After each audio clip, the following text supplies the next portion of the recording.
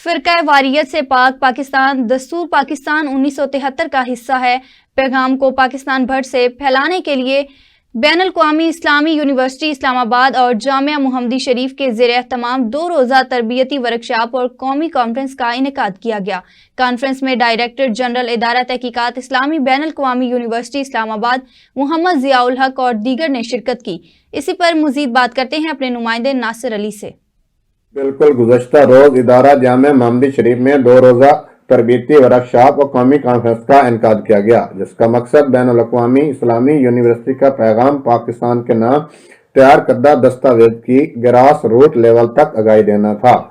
conference سے خطاب کرتے ہوئے پروفیسر ڈاکٹر محمد ضیاء الحق اور پروفیسر ریاض احمد نے کہا کہ وہ بھی پاکستانی زبان ہے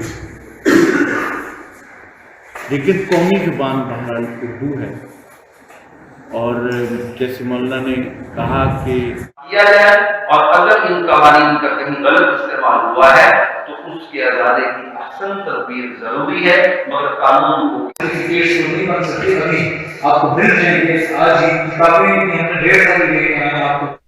کیمرہ ٹیم کے ساتھ ناصر علی کا